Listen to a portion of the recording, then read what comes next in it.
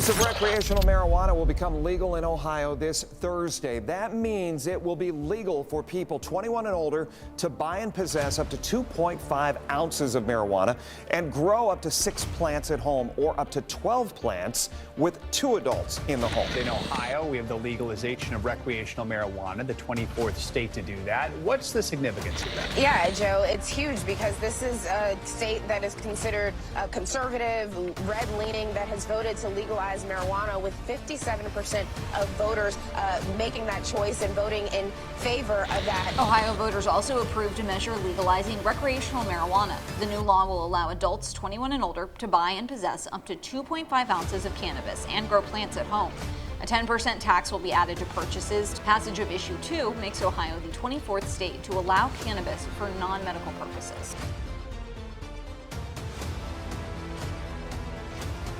So you guys may have remembered a few months back when Ohio legalized and went fully rec, everyone was super happy. Homegrowers were rejoicing, recreational and medical users were rejoicing, everyone was super happy. It was honestly a great time for the industry. But fast forward to present day, and it seems like some of those laws are actually being pulled back as they try to dial things back and get a hold on the industry. And I mean, obviously it seems like it might have been expected, but it still is a bit sad to see. Now to that end, there's a brand new bill being introduced over in Ohio, SB 56, which aims to do a lot of things, including raising taxes, limiting home grows, and a whole lot more. So we're going to get into some of that today. Now before we do, I just want to say that I find it really interesting that the people voted for one thing, the lawmakers obliged, and it seems to fast forward a few months and the lawmakers are now taking steps back to undo what they already did. It may not be a full undo, but it does seem to be a partial undo, or at least a really restrictive cap. Now let's dig into SB 56 and see what this proposed bill seeks to do. An Ohio senator just introduced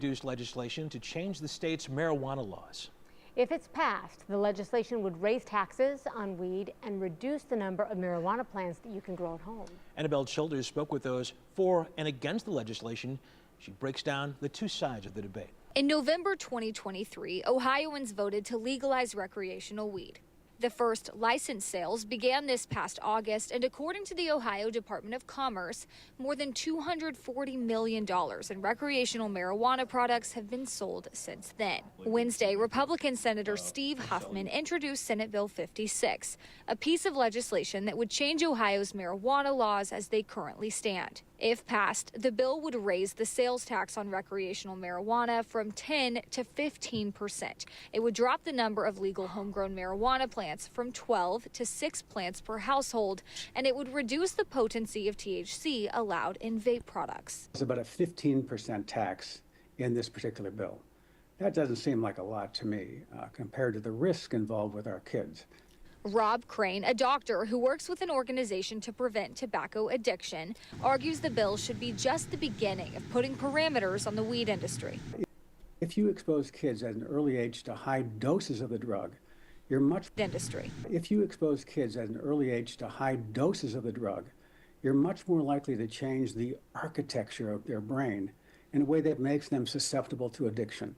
Karen Janes works at the Landing Dispensary in downtown Cleveland and earned a master's in cannabis science and therapeutics. They're trying to cut down on people using high potency. Not only will they continue to use the things that they need, they'll go somewhere else to get it, and that won't be as regulated and safe. On top of those concerns, Janes argues customers will simply shift their dollars elsewhere, hurting local businesses. And people are already, always saying that Michigan's prices are less expensive. Now, as you guys can see, what they're using as justification for this is the kids. They do not want any of these products to get into the hands of kids. And that's fully understandable. I've got no problem with that, and I actually think it's pretty responsible. But what I do think is a problem is that some of these regulations that you guys seem to put in place do not actually seem to benefit the kids in the way that you seem to think they do. And I've mentioned this in previous episodes. It does seem like a bit of a syntax. You guys want to participate in this type of behavior, you're going to have to pay higher taxes and be subject to higher regulations because of that. Now let's take a pin, because there are a few other issues that they did mention, including the increased taxes, limiting of home grows, but there's also a cap on dispensaries. So let's dig into SB 56 a bit more. Just a quick reminder, guys, if you're getting value from this video, please do like, share, and subscribe to the channel. And if you want to support us further, buy us a cup of coffee or join the ICANN VIP Bean Club. An Ohio senator just introduced legislation to change Ohio's marijuana laws. So if passed, the legislation would raise taxes on weed and reduce the number of marijuana plants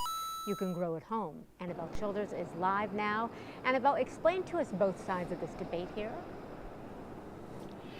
Well, Christy, proponents of this bill believe there should be stricter limits on the recreational marijuana industry to protect the public and then also to protect kids. But dispensaries like this one behind me believe that the bill would have the opposite effect, that it would harm public safety and then also harm local businesses. Now, just yesterday, Republican Senator Steve Huffman introduced Senate Bill 56, and it has a long way to go before potentially being passed into law. But if it is passed, it would increase the tax on recreational marijuana sales from 10 to 15%. The bill aims to limit the number of homegrown marijuana plants, dropping that number from 12 to 6 plants per household, and it would also reduce the potency of THC in vape products. Karen Janes, who works at the Landing dispensary here, says she believes the bill will push customers to seek out THC products on the street through unsafe methods, ultimately harming public safety. And she also believes the tax increase will harm business. People are already, always saying that Michigan's prices are less expensive, and, keeping the tax revenue here in our state is, I think, the whole sort of motivation of moving that. So raising that tax revenue just doesn't seem warranted. My job is, of course, to work on keeping that risk to kids, that critical level of THC introduction to kids, as low as possible, to keep addiction away from kids. Now, that was Rob Crane, a doctor who works with Tobacco 21, which is an organization to prevent tobacco addiction. And he is a big proponent for the bill, testifying for it. He argues that when Ohioans voted to legalize recreational weed, they did it without understanding the language of the legislation. He says this bill will put important parameters on the industry to help protect kids from becoming addicted to weed products. The bill would require passengers to keep weed products in their trunk of the car instead of that main area, which Crane also says will minimize the frequency of accidents caused by impaired drivers. Now, this is a lengthy piece of legislation. It is a 147-page document. There's lots in it. And at 5 o'clock, we're going to share more about the contents of the bill and the debate surrounding it. Now again, what they try to do is bunch a lot of different things into one bill, and that's exactly what you guys can see here. So they got the taxes, they got the cap on dispos, limiting home grows. They're trying to throw that all into one bill, and it's super long, 150 something pages. Now again, I got no problem with trying to protect the kids, but I don't think that some of these measures actually seek to protect the kids. But in fact, what it's going to do is probably just hurt your own home state, because like they said a few times already in this episode so far, people will just go to neighboring states over in Michigan or wherever the case is and get their flower that way. When there's a will, there's a way. And also, if you're trying to regulate and protect the safety of the public, you definitely don't want the public going through all kind of unscrupulous methods and having to get their medicine through backdoor dealers and stuff like that. And that way, we definitely can't regulate what's going on. The best grown medicine is the homegrown medicine, and that's just the fact. Now, what's also a fact is that not everyone who partakes in the good herb is a home grower. Some people just hit up dispos. And what this bill also seeks to do is put a cap on dispos to the limit of 350 dispos. So let's check that out right now and see how it's going to affect the existing dispo owners over in Ohio. Members of the General Assembly want to change the rules for sales. 10 TV's Tara Jabor tells us what those changes could look like and how dispensaries are now responding. A new Senate bill looks to increase the sales tax on recreational marijuana sales. Today, I spoke with the dispensary who told me that customers already tell them that products are too expensive. Senate Bill 56 wants to change the excise tax on marijuana from 10% to 15%. Darius Walters with NAR Reserve Dispensary in downtown Columbus says he can't imagine a higher tax. Politics play a huge role in our economy every day. It would be ridiculous not to pay attention to what's going on with our board and how it affects our business. He thinks if a higher tax were to happen, it would push customers to a different avenue of marijuana sales. I think it'll push the medicinal side even more. It's very cheap to get a medical card. The tax revenue from recreational sales is set up into 4 different categories. One of the categories is Cannabis Social Equity and Jobs Fund, which would be used for social equity and job initiatives. This Senate bill would get rid of that fund. Another change in the bill is about homegrown marijuana plants. Right now, a household with 2 people can grow up to 12 plants. But if this bill passes, it would limit it to 6 plants per household. For Walters, he says he expected for there to be potential changes with the legislature and sales. But he says overall, he knows the sales of marijuana in Ohio will benefit people. The money's just going to help the community once it gets allocated and designated for the specific categories. Now, this bill was just introduced this week. We'll, of course, track it and keep you updated. So it seems that even dispo owners and workers do have issue with this proposed bill. And what it's going to do is either push people out of the rec and into the medical, or out of the rec and into the illicit market. Now, there are other business owners and medical patients who have taken issue with this bill. So let's hop over and hear what they got to say about this whole thing. Some owners say they fear that it could hurt their business. How can you just really go against what the people voted? Sitting across from me is Arian Kirkpatrick, the CEO of Mavuno of Ohio, formerly known as Harvest of Ohio. The business first began as a medical cannabis company in central Ohio with more than 25,000 medicinal patients throughout the state. Then when Issue 2 passed to legalize recreational marijuana, Kirkpatrick says it gave her an opportunity to expand in South Euclid and Gordon Square. But now she says she fears what this could mean for her business and others if Senate Bill 56 is passed. The things that concerns me a lot is the social equity. While I have been afforded the opportunity to get into this business, it really should be where I'm a pioneer opening the doors for others. State Senator Stephen Huffman introduced Senate Bill 56 on Tuesday, followed by his first Senate General Government Committee hearing on Wednesday. Huffman says Senate Bill 56 would cap the number of dispensaries in the state at 350, reduce the number of plants that can be grown at home from 12 to 6, and reduce the maximum levels of THC allowed in adult use cannabis from 90% to 70%. Further changes would include increasing the tax on adult use marijuana from 10 to 15% and require adult use in homegrown marijuana and paraphernalia in vehicles to be kept in the trunk or behind the back row of seats. In short, this bill is about government efficiency, consumer and child safety, and maintaining access to voter approval adult use marijuana. But others like Anthony Ceresi, the regional purchaser of Bloom Medicinals, which will soon be Bloom Cannabis, feels this legislation is a slap in the face. We're already struggling to get recreational patients in the door. Most of the people don't even know that it's live because we can't market correctly like other states. Right now, Bloom Cannabis has 4 locations across the country, including one in Ohio. But he says it's more restrictive here compared to other states. We want to make sure that it goes through the way that it was voted on, and it doesn't feel that they are letting us have an opinion. For News 5, I'm Remy Murray reporting. So as you guys can see, they're taking a lot of steps that will affect a lot of people. No matter where you're at, they're trying to rein things in and make sure people know it's not a free-for-all, but in fact, they got a grip on it. Now, other than that, I did hear people drop comments about the lollipop test, which is supposed to be implemented soon over in Ohio. I think it actually has been implemented for a few months now. So let's have a look at that, because this is a brand new way for officers to actually test you while you're driving to see if you're under the influence of any type of cannabis product. Now, according to a report which was published a few hours ago, this is actually part of a new pilot program that's being unrolled in Ohio, specifically to the legalization of the herb. Well, this morning, News 5 is following through on Ohio State Highway Patrol's efforts to keep everyone safe on the roads. This past summer, troopers rolled out a new oral test to determine if a person was driving under the influence of marijuana. Our Mike Holden joins us live with how the process works and a closer look at the pilot program. Good morning, Mike. Guys, good morning to you. This is specifically for oral marijuana testing, and it is all part of a pilot program being used right here in Ohio. Officials stress this had been in the works long before recreational marijuana even became legal. Now, Ohio State Highway Patrol says keeping drivers out of harm's way and cutting down on crashes is the goal here. Through this new oral fluid test, troopers swab the inside of a suspect's mouth. They then send the sample to the crime lab to get the verified results. Troopers say the process is both more efficient and less invasive. And you have to consider, through a traditional breathalyzer, it would not actually pick up on drugs, prompting a blood or urine test. This pilot program was initially introduced back in August, and while recreational marijuana is legal, officials say this was, again, not in response to the legislation. They also point out probable cause is necessary, and they're not just pulling over random people. So it's not that we're just going to be driving around and having people submit to these tests.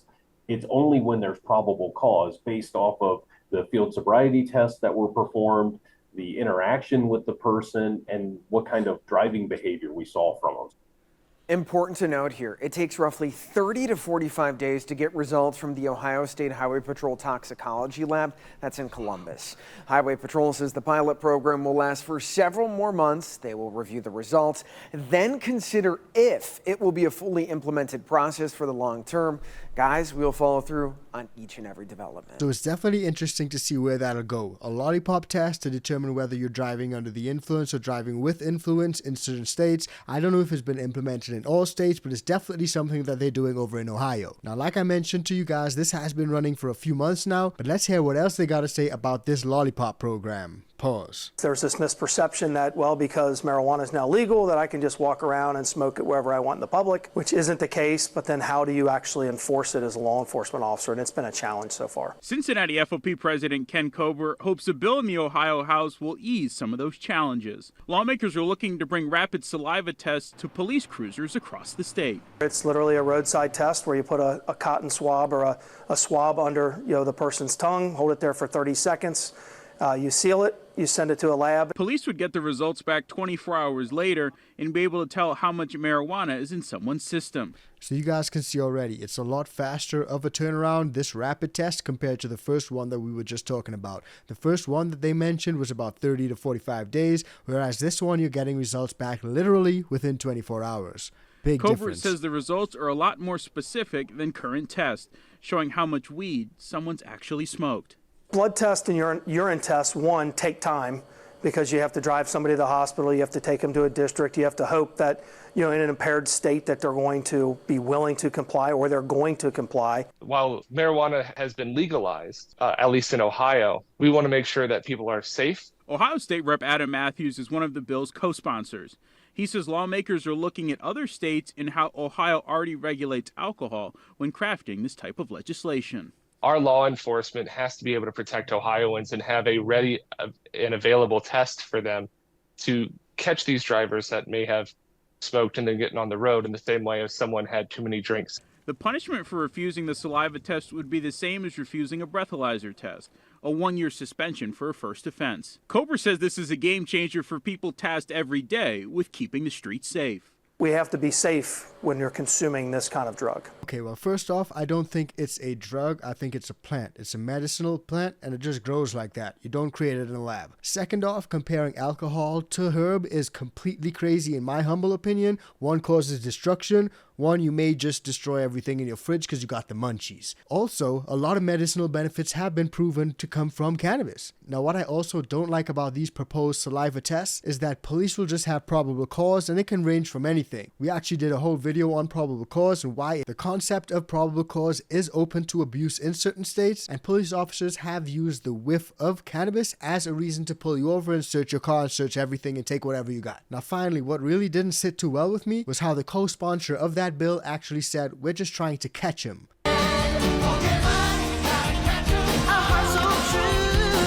It's literally like if they're labeling you a criminal or an undesirable and they're trying to catch you in the act of doing something that they consider undesirable. Have a ready and available test for them to catch these drivers that may have smoked and then getting on the road in the same way as someone had too many drinks. Also, we know that the effects of herbs stay within your body for quite some time, so how long after consuming do you need to stay off the road? These are all open questions and all things that are up for debate. So all that said, drop it in the comments down below. Let me know what you guys think about that. If you're in Ohio, let me know how you feel about this bill, and let me know if you plan to write to lawmakers to let them know that you oppose this bill, because that's the only thing that you guys can do. You got to reach out to your local lawmakers and let them know you oppose the bill. And this is something they try to do in all states, in all types of issues. It's like a wolf in sheep's clothing. They dress it up really nice, try to convince you it's one thing, and it's actually something else. And that's sort of what they tried to do with Amendment 3 over in Florida, which on the face of it looked really nice, but when you dug into it, there are a lot of issues with that bill. And that's actually something we broke down pretty recently, so check that video out because it's coming up